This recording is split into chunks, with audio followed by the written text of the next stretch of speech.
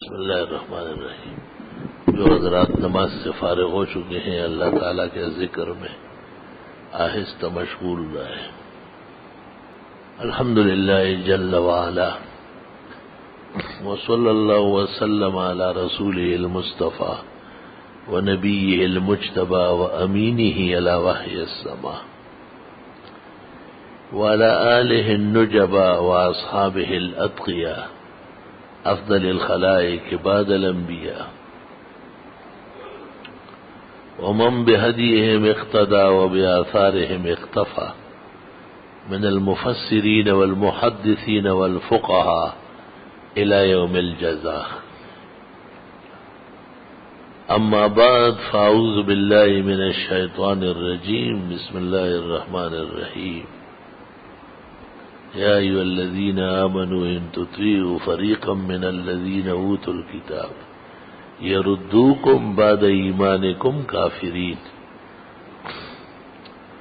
وکیف تکفرون وانتم تتلی علیکم آیات اللہ وفیکم رسولہ ومن یعتصم باللہ فقد ہدی الی صراط مستقیم۔ واخرج مالک فی موطئہ ان النبی صلی اللہ علیہ وسلم قد قال ترکت فیکم امرین لن تضلوا ما تمسکتم بہما کتاب اللہ وسنت رسولہ۔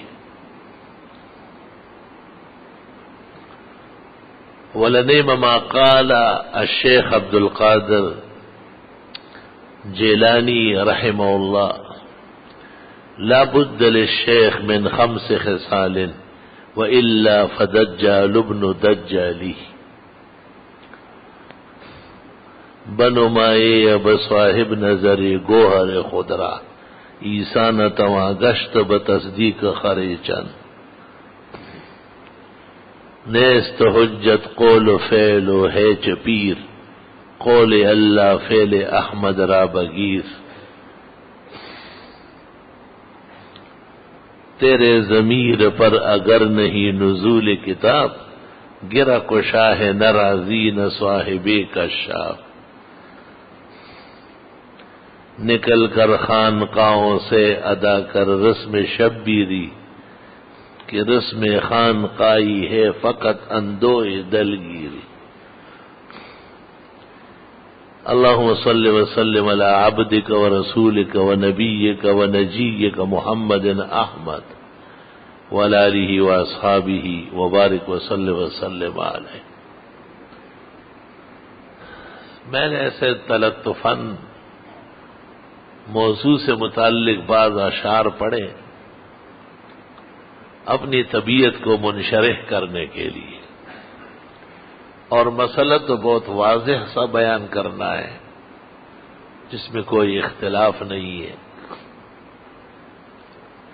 اور وہ یہ کہ ہدایت کے سرچشمے دو ہیں، ایک قرآن کریم اور دوسری سنت نبویہ سیرت مصطفیٰ قدوہ مجتبیٰ نبی کریم صلی اللہ علیہ وسلم جو حیات طیبہ لے کر کے آئے ہیں۔ قرآن شریف سمجھ لے جیسے متن ایک مختصر کتاب ہوتی ہے اور بڑے مشکل مسئلے چھوٹے چھوٹے لفظوں میں بیان ہوتے ہیں، پھر دوسرا عالم آتا ہے اور ان جملوں کو مشکل لفظوں کو اس کی تشریح کرتا ہے۔ تو یہ پہلی کتاب کو ہمارے ہاں علم میں کہتے ہیں متن اور دوسری کو کہتے ہیں شرح۔ قرآن کریم اصل دستاویز ہے ہدایت کا، گنجینہ اور خزینہ ہے رشد و ایمانیات کا، اور رسول کریم صلی اللہ علیہ وسلم نے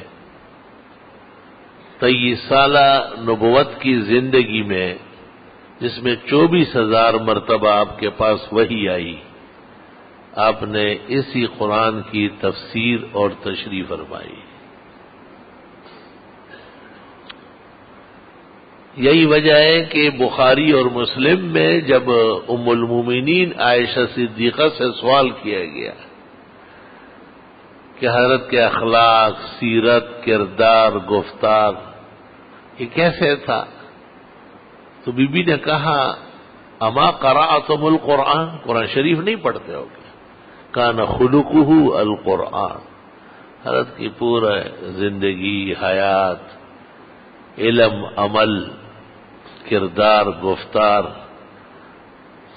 قرآن شریف کی تفسیر، تشریح، توضیح اس شان سے کہ قیامت تک کائنات اس کی محتاج رہی ہے۔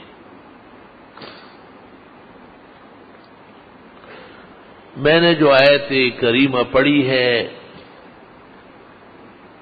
اس میں ایک آیت کے اندر اللہ نے مسلمانوں کو کہا ہے کہ اہل کتاب سے بچو، یہ دین کے بارے میں خطرناک بنے ہیں اور وہ تمہیں بھی ایمان سے محروم کر دیں گے۔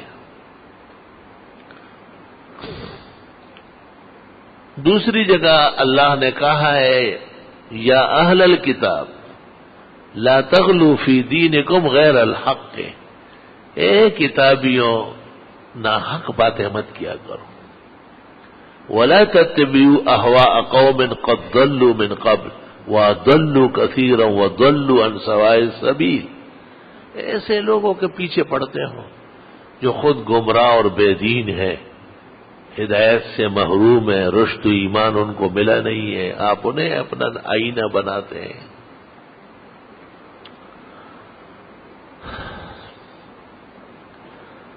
اہل کتاب میں دو طبقے تھے، ایک موسیٰ علیہ السلام اور عزیر علیہ السلام کو مانتے تھے، وہ یہود کہلاتے تھے۔ اصلاً یہودا یوسف علیہ السلام کے بڑے بھائی تھے جن کا نام شمعون تھا، وہ یہودا کہلاتا، وہ بہت بہتر سلیقے طریقے والا تھا۔ ہادہ یہودو کے معنی آتے ہیں تاب یتوبو،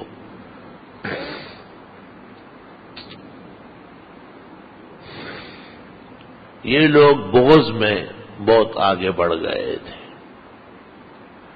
اور دوسری جماعت اہل کتاب کی وہ نصارا کی تھی جو حضرت عیسیٰ مسیح کو بجائے پیغمبر ماننے کہ اللہ تعالیٰ کا بیٹا اور اللہ کا شریک، اور ان کی والدہ مائی مریم کو معاذ اللہ خدا کی بیوی، جس پر قرآن نے کہا متخذ اللہ صاحبۃ ولا ولدا، اللہ تعالیٰ کی کوئی بیوی اور اولاد نہیں ہے، اس طرح فضول باتیں مت کرو۔ تکاد السماوات یتفطرن، قریب ہے کہ آسمان پھٹ پڑے، وتنشق الارض، زمین چر جائے، وتخر الجبال ہدا، اور پہاڑ ریزہ ریزہ بن کے اڑ جائے، ان دعوا للرحمن ولدا، اس کہنے سے کہ یہ خدا پر بھی اولاد کی تہمت لگاتے ہیں۔ نہ نیازت بولادت نہ بفرزند تو حاجت، احد لیس کمثلی صمد لیس کفضلی۔ اہل کتاب میں بہت نقصانات آ گئے تھے، یہاں تک کہ ہر چیز میں ان کی عداوت عیاں تھی۔ بخاری شریف میں ہے کہ انہوں نے کہا کہ ہمارے ہاں تو اس طرح کبھی نہیں ہوا ہے کہ شادی شدہ لوگ بدکاری کرے تو ان کو سنگسار کر دیں۔ تو آپ نے پوچھا کہ پھر آپ کا یہاں کیا سزا تھی؟ کم از کم ان کا منہ کالا کر لیتے تھے اور منہ ان کا گدھے کی دم کی طرف کر لیتے تھے، اور گدھے کی دم پکڑوا کے شہر میں ڈنڈورا پیٹتے تھے، بس یہ سزا تھی، رسوا کرتے تھے۔ قرآن کریم نے کہا فاتوا بالتوراۃ فتلوها ان کنتم صادقین، اپنا مذہبی کتاب توریت لاؤ اور اس میں کھول کے دکھاؤ کہ یہ سزا جو تم نے تجویز کی یہ آسمانی۔ جب توریت لائی گئی تو اس آیت پر باقاعدہ ان کے حبر نے ہاتھ رکھا، حضرت عبداللہ ابن سلام نے اس کو کہا کہ ہاتھ ہٹا لو. فیضا آیت تلوہ، آیت چمک رہی تھی. الشیخ والشیخۃ اذا زنیا فرجموہما، شادی شدہ لوگ اگر بدکاری کر لیں تو سنگسار کر لیں. لیکن سزا سخت تھی تو، اور زنا ان کے ہاں عام تھا تو اس کے منکر ہو گئے تھے. تمام سزاؤں کے منکرین بد چلن لوگ ہوتے ہیں. انہیں پتہ ہے کہ آج یہ پکڑا گیا ہے، کل میں پکڑا جاؤں گا. اور سزاؤں پر ڈٹنے والے صاف ستھرا لوگ ہوتے ہیں، طاہر مطہر ہوتے ہیں. ایک مثال دے دی میں نے آپ کو کہ ان میں کیسی خباثتیں آ گئی تھی. نام کتابوں کا لیتے تھے اور کام دوسرا تھا، خیانت کا، تحریف کا. یحرفون الکلم عن مواضعہ، باتوں کو ٹھکانوں میں نہیں رہنے دیتے تھے. تو اللہ تعالیٰ نے کہا لا تتبعوا اہواء قوم قد ضلوا من قبل، ان لوگوں کی خواہشات مت مانو جو پہلے سے بہک چکے ہیں. وَضَلُّوا كَثِيرًا، اوروں کو بھٹکا چکے ہیں. وَضَلُّوا عَنْ سَوَاءِ السَّبِيلِ، اور راستے سے بالکل ہی دور ہو چکے ہیں. یا ایھا الذین آمنوا، اے ایمان والو، اگر تم نے اہل کتاب کی اتباع کی تو وہ اس کوشش میں ہے کہ یردوکم بعد ایمانکم کافرین، تمہارے ایمان کے بعد پھر تمہیں کفر کی طرف لے جائے. سب سے خطرناک آدمی وہ ہے جس کی صحبت یا مجلس سے کسی کے ایمان کو اور اعمال کو نقصان پہنچتا ہو. وَكَيْفَ تَكْفُرُونَ، کیوں کر کفر کرو گے؟ وَأَنْتُمْ تُتْلَى عَلَيْكُمْ آیاتُ اللَّهِ، اور تم پر قرآن شریف کی آیتیں پڑھی جا رہی ہے.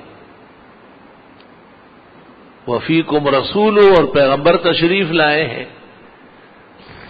ایک وقت تک خود موجود رہے اور دین کی تکمیل کے بعد مستعار زندگی پوری کر کے تشریف لے گئے، لیکن ان کی سنت حدیث اس شان سے موجود ہے کہ کوئی عمل ایسا نہیں جس میں رہنمائی کامل نہ پائی جاتی ہو.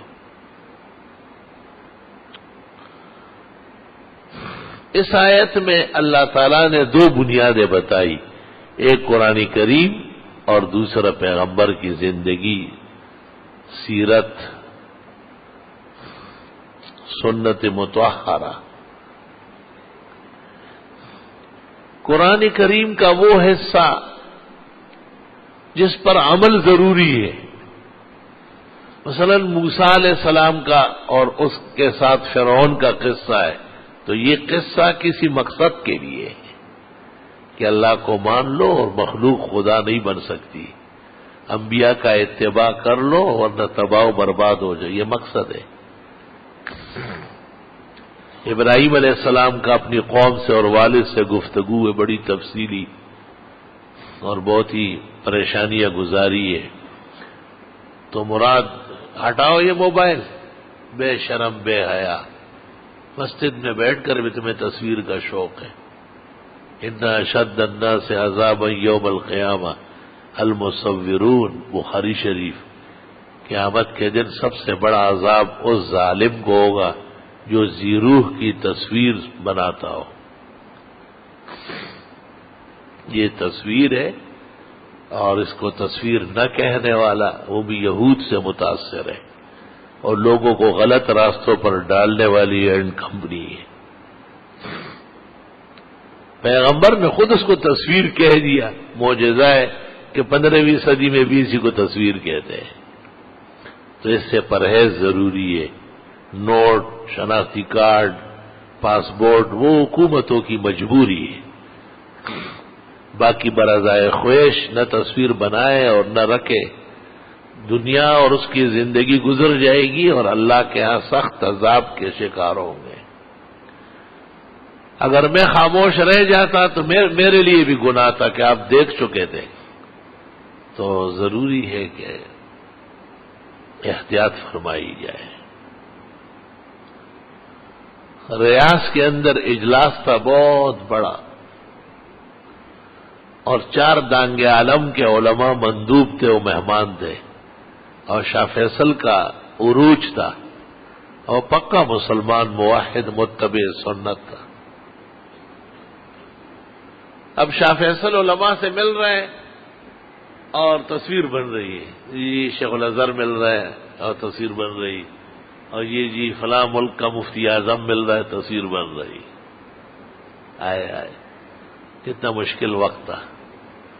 استاد محترم محدث العالم فقیہ زمانہ شارح البخاری و ترمذی حضرت اقدس مولانا محمد یوسف بنوری رحمۃ اللہ علیہ بھی مہمان تھے. حضرت اٹھے اور سب کے سامنے شاہ فیصل کو کہا کہ آپ پورے عالم اسلام کے بادشاہ ہیں. ہمارے عقیدے اور ایمان کے مطابق حرمین شریفین کا امام پورے جہان کا امام ہے، اور وہاں کا ملک اور سلطان پوری دنیا کے مسلمانوں کا بڑا ہے. تصویر حرام ناجائز ہے. آپ اسے حرام کہے کہ قیامت کے دن آپ کی شفاعت یقینی ہو جائے. بادشاہ نے کہا یہ حرام ہے، ناجائز ہے، منع کرو اس کو. اور سارے جہان میں یہ صدقہ جاریہ قیامت تک اللہ اس کو اجر دے گا. اس لگا تصویر اذا کان لذی روح حرام قطعا لا یحل لاحد. حضرت الاستاذ نے جامعہ اسلامیہ بنوری ٹاؤن کے کسی ماہنامہ بینات میں پورا ذکر کیا ہے، پوری تفصیل وہیں سے مجھے معلوم ہے. تو علماء دین عموماً یہ کہ وہی خفا ہو جائے، وہی خفا ہو جائے، اس کے خفگان کیا چیز ہے؟ خفا اللہ نہ ہو. یہ تو خفا ہوں گے جب بھی مریض کے مرض پر ہاتھ رکھیں گے تو وہ پڑکے گا. سرجن جب جسم کاٹتا ہے تو وہ پوچھتا ہے کیا؟ وہ کہتے ہیں اگر یہ ہاتھ نہ کٹا تو جائے گا اس کے بدلے میں. تو دنیا میں اگر اس کو تنبیہ نہ ہوئی تو آخرت کا عذاب بہت بڑا ہے. اللہ تعالیٰ اس سے محفوظ فرمائے. تصویر چھوٹا گناہ، بڑا گناہ. تصویر میں 10 آدمی شراب کی طرح کل 10 آدمی گناہگار ہوں گے. خریدنے والا، بیچنے والا، بنانے والا، پسند کرنے والا، منع نہ کرنے والا، گواہی دینے والا. خلاصہ میں لکھا ہے کل 10 آدمی اس کے سزا میں مجرم ہوں گے اور اللہ کے حضور گرفتار ہوں گے.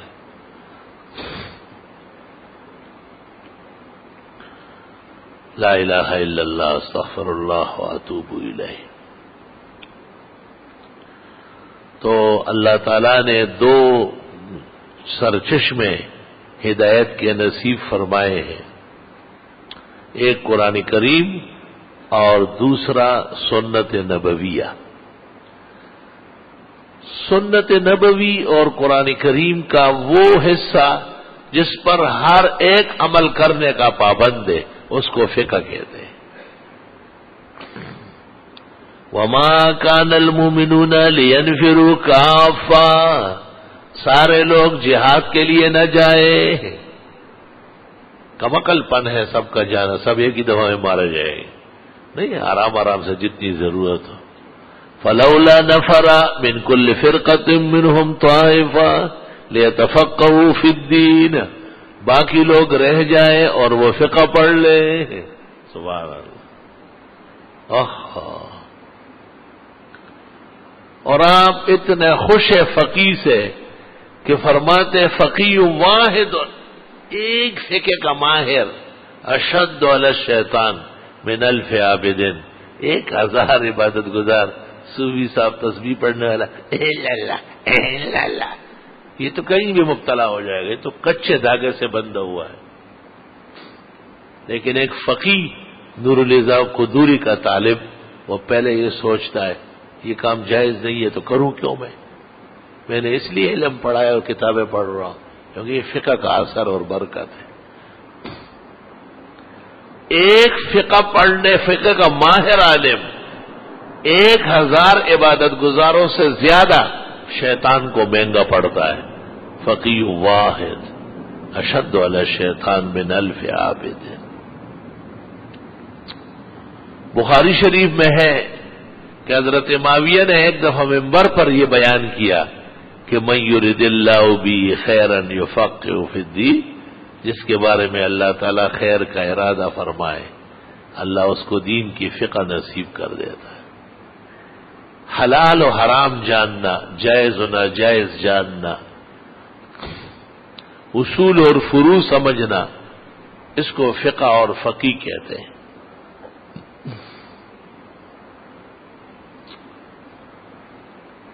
آپ نے جلیل القدر صحابی معاذ ابن جبل کو یمن روانہ کیا۔ جب روانگی کا وقت آیا کہا معاذ وہاں تو علماء یہود و نصارہ بہت زیادہ ہے، لوگ آپ کے پاس فیصلوں کے لیے آئیں گے، فیصلہ کیسے کرو گے؟ انہوں نے کہا بکتاب اللہ، قرآن شریف سے۔ آپ نے فرمایا ان لم تجد فیہ، اگر وہاں سے کوئی ایسی آیت نہ ملی، فرمایا بسنت رسول اللہ، پیغمبر کی سنت پر۔ تو آپ نے فرمایا ان لم تجد فیہا، اگر سنت میں بھی ظاہری رہنمائی نہیں ملی، قال اجتہد برائے، پھر میں فقہ استعمال کروں گا، قرآن اور سنت کی فقہ سے فقہ نکالوں گا اور اس کے مطابق فیصلے کروں گا۔ تو دیکھو قرآن سن کر آپ نے کہا کہ شاید اس میں کوئی چیز نہ ہو، سنت فرما کر یہ بھی ارشاد فرمایا کہ بعض مسائل صراحتاً نہیں ملیں گے، لیکن جب صحابی نے کہا کہ قرآن اور سنت کی روشنی میں اجتہاد کروں گا، یعنی فقہ سے فیصلے کروں گا، تو آپ نے یہ نہیں کہا کہ اگر فقہ سے بھی نہ ہو، فقہ آخری حال ہے اور قیامت تک ہے اور جامع ہے، اس سے کوئی چیز بچے گی نہیں۔ فقہاء، مفتیین، علماء قیامت تک کے مشکلات کے ذمہ دار ہیں۔ اور صرف یہ نہیں، آپ نے کہا الحمدللہ الذی وفق رسول رسولہ لما یحب ویرضا، اللہ کا شکر ہے کہ پیغمبر کے قاصد کو بہترین توفیق عطا فرمائی۔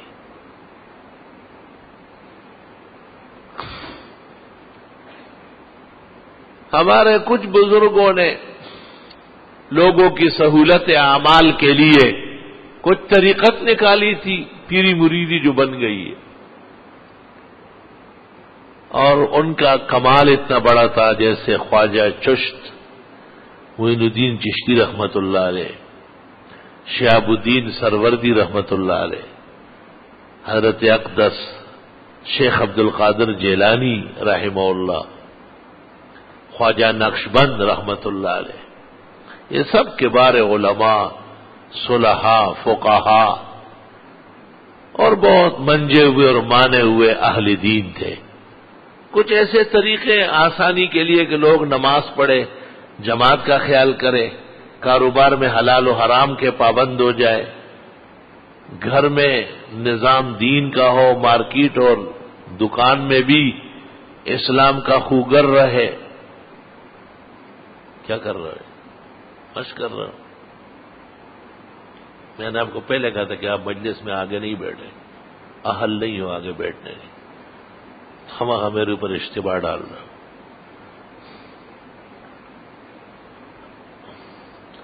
یہ جو فرمایا کہ چھوٹے بچے آگے نہ ہو، کیوں کہا ہے؟ اس میں ایک وجہ یہ ہے، وہ کبھی اپنے آپ کو کھرچے گا، کبھی آنکھ مارے گا، کبھی پنکھا گنے گا۔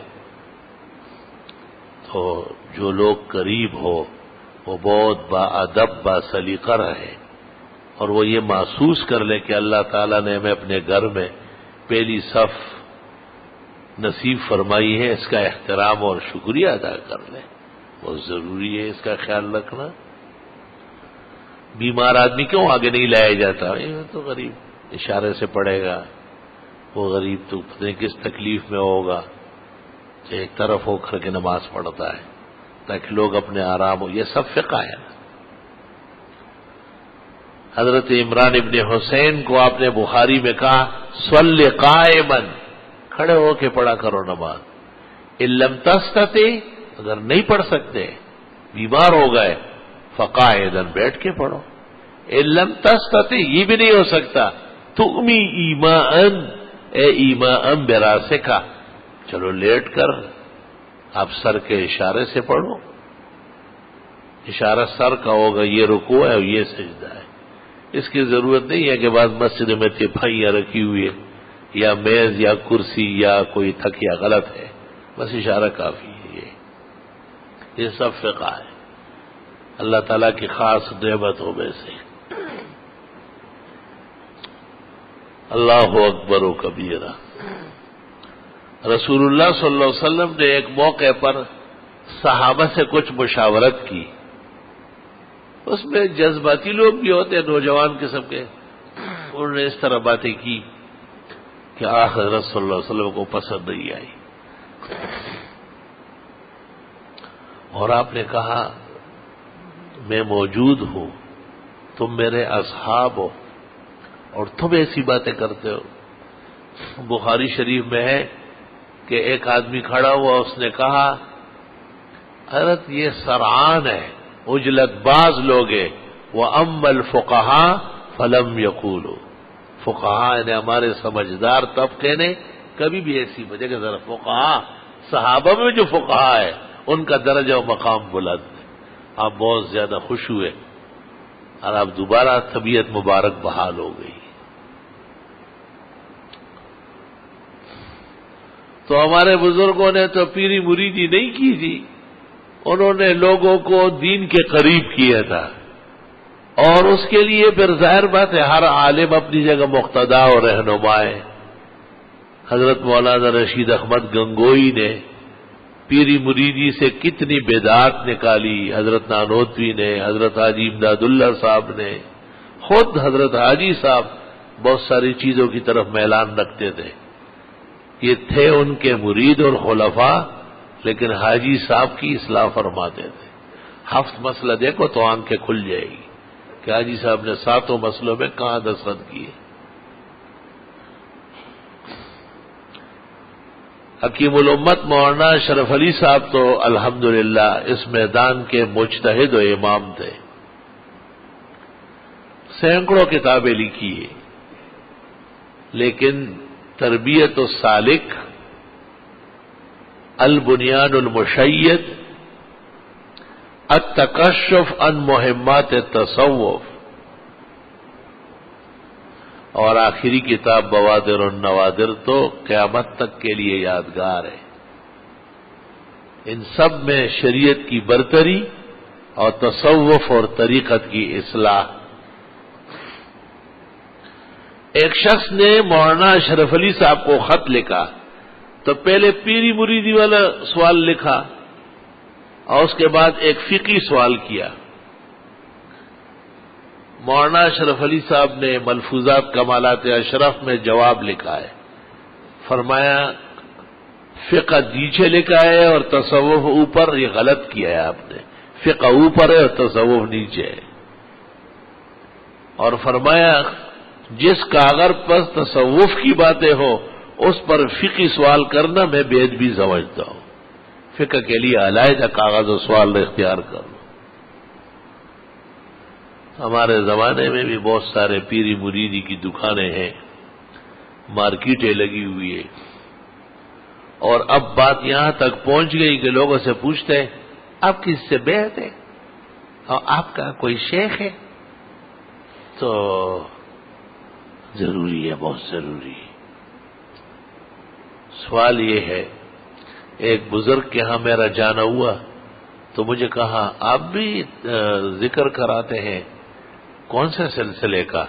میں نے کہا جب یہ آیت نازل ہوئی یا ایھا الذین آمنوا اذکروا اللہ ذکرا کثیرا، اس وقت سروردیان، قادریان، چشتیان، نقشبندیان وہ بطون سے باہر آئے بھی نہیں تھے، اس وقت کا جو ذکر ہے وہ کرتا ہوں تک جڑ شو قسم په خدای کې خلی نه خبره وه دا وختي اوچ شو بالکل هغه ته خو ما په بلبل شانې ووی او دلته نه شم ویلی پیری میری میں واپس ور کے ورو منڈلا۔ یہ غلو اور زیادتی، اس کا یہ مطلب ہے کہ اگر کوئی پیری مریدی کی دکان میں نہیں پھنسا ہے تو وہ اللہ تعالیٰ کا ذکر نہ کرے، یہ بات تو بڑی عجیب اور افسوسناک ہے۔ حضرت اقدس شیخ الحدیث مولانا زکریا محدث سہارنپوری، آخری عمر میں ان پر تصوف کا غلبہ ہو گیا تو اپنے دوستوں کو خطوط لکھے کہ خانقاہیں بناؤ اور ذکر کراؤ، ضربیں لگواؤ. تو ایک خط ہمارے استاد حضرت بن نوری کو بھی لکھا تھا، وہ اب آپ بیتی میں حضرت شیخ کی شائع ہے. حضرت بن نوری کو کہا کہ آپ بھی اپنے ہاں خانقاہ بنائیں، پیری مریدی کرے اور اس میں لوگوں کو ضربیں لگوائے. حضرت بن نوری نے جواب لکھا کہ ہمارے ہاں قرآن شریف کے حلقے ہیں اور قرآن شریف کی تلاوت ہو رہی چاروں طرف، اور جس جگہ قرآن مجید کے حلقے اور مجلس سے موجود ہو وہاں خانقاہ کی کوئی ضرورت نہیں، لہذا میں اپنے ادارے کی ہدایت و ارشاد کے لیے موجودہ طریقہ کار کافی سمجھتا ہوں. وَلِلَّهِ الْحَمْدُ أَوَّلًا وَآخِرًا. توبہ توبہ استغفر اللہ. عبداللہ ابن سلام 5 ساتھیوں سمیت مسلمان ہو گئے، لیکن اسلام میں آنے کے بعد انہوں نے ایک عجیب بات سوچی، وہ یہ کہ اسلام میں اونٹنی کا دودھ یا اونٹ کا گوشت کھانا پینا ضروری نہیں ہے، جائز ہے، اور سابقہ مذہب میں اونٹ کا گوشت حرام اور اونٹنی کا دودھ حرام. تو انہوں نے کہا کہ ہم اونٹ کا گوشت یا اونٹنی کا دودھ استعمال نہیں کریں گے تاکہ دونوں مذہب پر عمل ہو جائے. حق تعالیٰ نے منع کیا کہ ایسا کرنے کی اجازت نہیں ہے، اسلام پر پورا رہنا پڑے گا، آدھا ادھر سے آدھا ادھر سے لینا یہ ٹھیک نہیں. یا ایھا الذین آمنوا ادخلوا فی السلم کافہ، اے ایمان والو اسلام میں پورے کے پورے داخل ہو جاؤ. ولا تتبعوا خطوات الشیطان، اسلام کو یا کتاب و سنت کو کم سمجھنا اور اس کے سامنے کسی اور چیز کو ہدایت سمجھنا یہ شیطان کا اکساوا ہے. انہ لکم عدو مبین، وہ بہت بڑا دشمن ہے آپ کا. طالب علموں کی اطلاع کے لیے یہ بات یاد رہے کہ جس طرح دارالعلوم دیوبند کی سنگ بنیاد حضرت مولانا قاسم نانوتوی نے رکھی، دارالعلوم دیوبند کے مسلک کے عقائد بدعات سے مولانا رشید احمد گنگوئی نے جدا کیے. جو آپ کہتے ہیں تیجا حرام، برسی ناجائز، عرس غلط، کنڈے حرام، شب معراج اور جشن میلاد بے بنیاد، یہ حضرت گنگوئی کا احسان ہے بہت بڑا، اور انہوں نے اس قسم کی چیزوں میں کوئی لحاظ نہیں کیا. ہمارے اعلی الاسانید بھی حضرت گنگوئی ہے. حضرت مولانا رشید احمد گنگوئی رحمت اللہ علیہ فتاوی رشیدیہ میں ایک سوال کے جواب میں لکھتے ہیں بیعت ہونا مستحب ہے، ضروری نہیں ہے. مستحب کے 2 مطلب ہے. ایک یہ کہ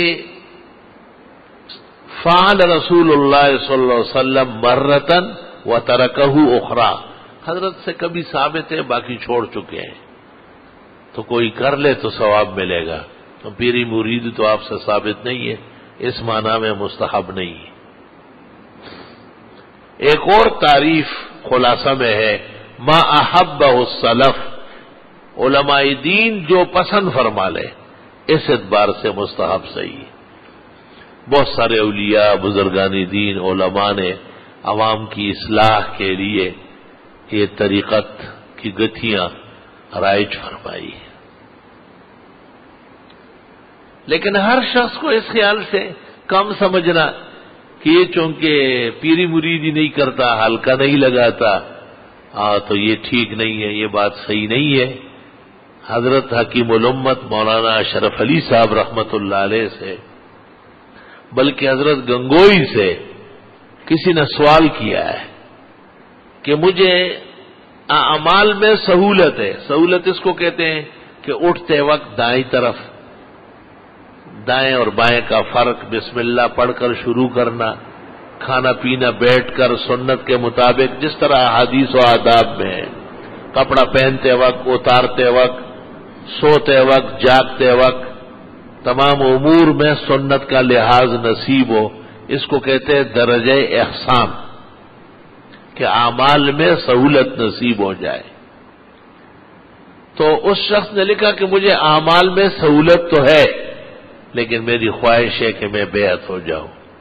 تو حضرت گنگوہی نے جواب لکھا بزرگان دین سے تعلق کا مقصد اعمال کی سہولت ہے اور وہ آن جناب کو حاصل ہے، اس لیے آپ کے لیے پیری مریدی کے سلسلوں میں الجھنا حرام ناجائز ہے. اور واہ ثلاثہ،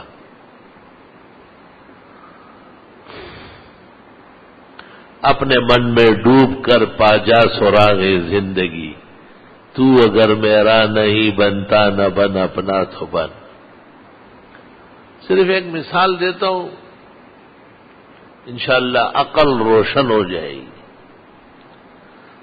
بخاری شریف میں ایک شخص کا ذکر ہے کتاب الصلاۃ میں، اس کا نام جریج ہے. وہ نماز پڑھ رہا تھا اور ان کی والدہ کسی تکلیف میں تھی. یا جریج، وہ جریج بیٹے کہاں ہو؟ اس نے دل میں کہا الہی امی و صلاتی، خدایا میں نماز پڑھ رہا اور امی پکار رہی ہے. اس نے پھر کہا یا جریج، اس نے کہا الہی امی و صلاتی، رب العزت میں نماز پڑھ رہا ہوں اور امی آوازیں لگا رہی ہے. 3-4 دفعہ ایسا ہونے کے بعد یہ ماں کی طرف نہیں بڑھا، نماز برقرار رکھی اور ماں نے کہا کہ تو اگر میرا آواز سنتا ہے اور مجھے جواب نہیں دیتا، مرنے سے پہلے اللہ تعالیٰ تجھے رسوا کر دے. بعض ماں باپ بڑے سخت ہوتے ہیں، سب تو فرنی اور شیرمال کے بنے ہوئے نہیں ہیں کہ اچھا بیٹا ہو یا برا بیٹا، بس پیارا ہے بہت اچھا ہے. یہ اصل میں ماں باپ نہیں، یہ کاغذی لوگ ہیں.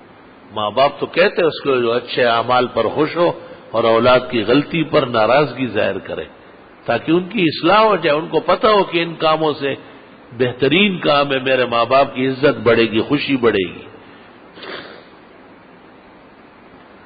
وہ شخص بڑے شوق سے عبادت کرتا تھا. ان کا بہت خیال ہے صوفیاء کا کہ بس ہم لگے رہتے ہیں اور بہت بڑا کام کر رہے ہیں، 500 مرتبہ یہ ذکر کرو، 500 مرتبہ یہ ذکر کرو، یہ مراقبہ صفت بصیر اور یہ ایسا اور یہ ایسا. یا عابد الحرمین لو ابصرتنا لعلمت انک فی العبادت تلعب.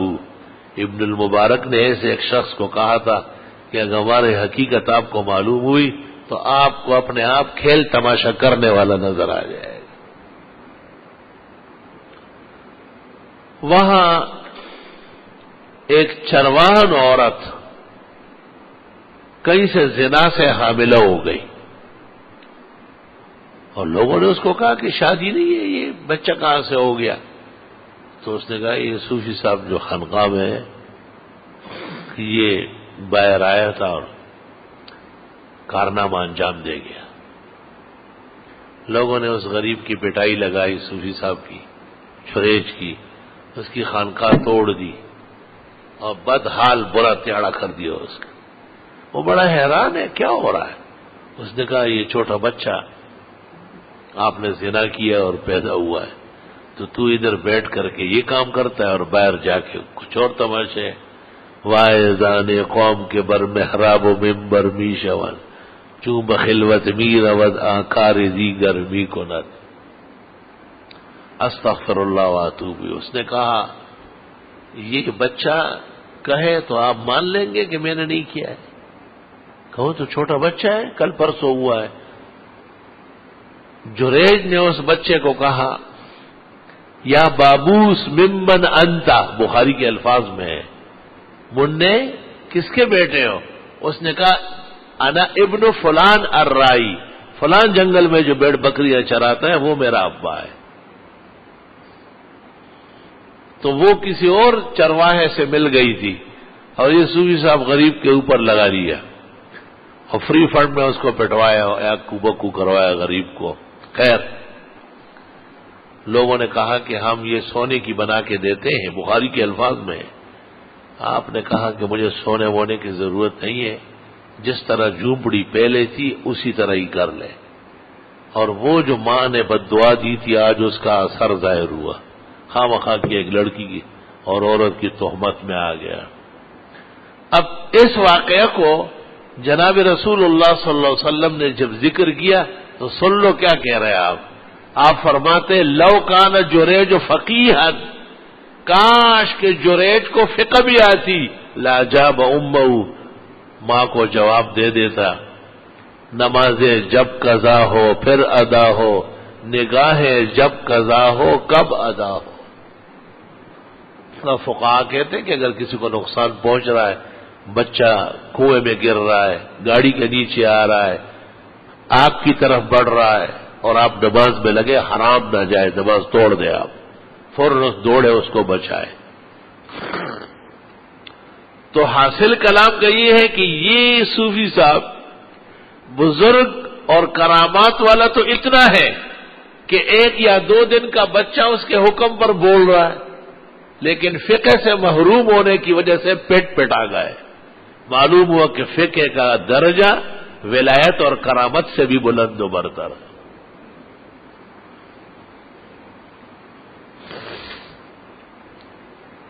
اللہ اکبر و کبیرہ۔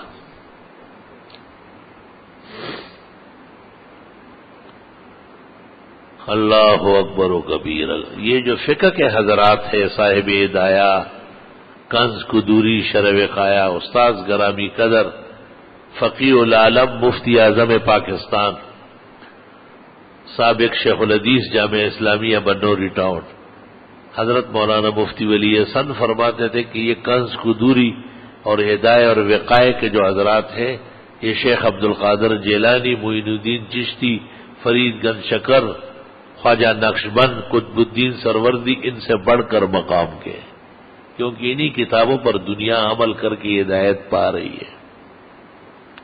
بہرحال بزرگان دین سے حسن زن، اصلاحی تعلق سر آنکھوں پر، لیکن صرف اسی کو ہدایت کا ذریعہ سمجھنا، اندیشہ ہے کہ اس میں کتاب اور سنت سے انحراف نہ ہو۔ اس لیے قطعی جو ہدایت کے مزان ہے، مواتن ہے، وہ تو کتاب و سنت ہے، اور فقہ ثمرۃ القرآن و سنت اس کا نچوڑ ہے۔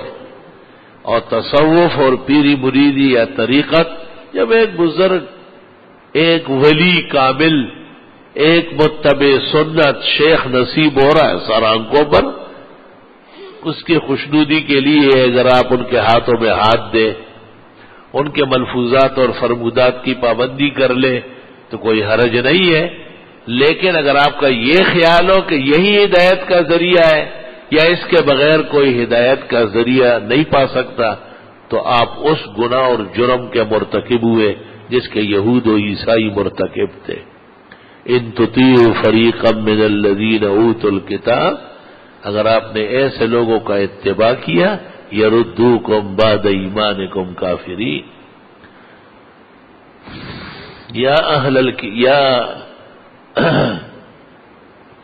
ولا تتبعوا اهواء قوم قد ضلوا من قبل، ایسے لوگوں کے خواہشات کا خیال نہ رکھے جو شریعت کے دائرے سے باہر ہو چکے ہیں۔ اللہ سبحانہ و تعالی پورے عالم کے مسلمانوں کو کتاب اور سنت، فقہ اور بزرگان دین سے تعلق اور محبت نصیب فرمائے۔ الحمدللہ رب العالمین، نستغفرک اللہم ونسألک السلام والعافیہ، لا الہ الا اللہ وحدہ لا شریک لہ، لہ الملک ولہ الحمد وعلی کل شیء قدیر۔ اللہم حبب لنا الایمان وزینہ فی قلوبنا وکرہ الینا الکفر والفسوق والعصیان واجعلنا من الراشدین المہدیین۔ اللہم ارنا الحق حقا وارزقنا اتباعہ وارنا الباطل باطلا وارزقنا اجتنابہ۔ اللہم اجعل بلدنا ھذا ذا امن وقرار وسکون، خدایا ہمارے شہر میں ابدی، پائیدار، خوشگوار امن سکون قائم فرما لے۔ اللہ یہاں کی دہشت، وحشت، قتل و غارت، آپس میں تصادم، خون ریزی، خون خرابہ ختم فرمائے، اور اللہ اس شہر کو 20 اور 30 سال پہلے جس طرح امن کا گوارا تھا، سکون اور قرار کا منبع تھا، خوشی اور عزت اور تسکین سے سرسبز و شاداب تھا، اللہ اس سے بڑھ کر اس کو امن کا مرکز بنائے اور پورے عالم کے لیے خوشیوں کا اور ترقیوں کا، قرار و سکون کا مرکز بنا لے۔ اللہ بیماروں کو صحت شفا دے، مسلمان مرحومین کی مغفرت فرمائے، ہمارے درس اور حلقے میں بیٹھنے والے دوستوں کی دعائیں قبول فرمائے، جن کے لیے یہ فکر مند ہے ان کی دعائیں قبول فرمائے۔ اللہ جن کے لیے یہ خواہش مند ہے کسی نعمت اور خوشی کے، اللہ وہ نعمت اور خوشی آسانی سے نصیب فرمائے۔ جن بلیات آفات آحات میں ہن فتن ما ظہر منہا و ما بطن میں عباد مبتلا ہے، اللہ ان سب سے نجات اور رہائی عطا فرمائے۔ جو بے اولاد ہے اللہ صالح اولاد نصیب فرمائے، جو بے ازدواج ہے رب العزت خوشگوار رشتے نصیب فرمائے، جن کے کام کاج میں گھٹن عزت کا حلال کاروبار نصیب فرمائے، جن گھروں میں عداوت اور چپکلش ہے وہاں الفت محبت پیدا فرمائے، جہاں بے دینی ہے دین کو غلبہ عطا فرمائے، ہمارے گھروں میں آل و اولاد میں دوست و احباب میں کاروبار میں دکان اور مارکیٹ میں کارخانے اور فیکٹری میں ایوان بالا میں ہر جگہ اسلام کو عزت اور غلبہ نصیب فرما۔ یا رب دنیا عارضی و عبوری ہے، خاتمہ بالخیر و ایمان فرمائے، قبر جنت کا باغ بنائے، حشر و نشر میں رسول اللہ صلی اللہ علیہ وسلم کی شفاعت عطا فرمائے، اور آپ کے لواء الحمد کے نیچے سایہ و جگہ عطا فرمائے، اور آپ کے متقدس مبارک ہاتھوں سے آپ کے حوض کوثر کا پانی پینا نصیب فرمائے، اور اپنے خاص فضل و احسان سے جنت الفردوس میں اعلیٰ مقامات عطا فرمائے۔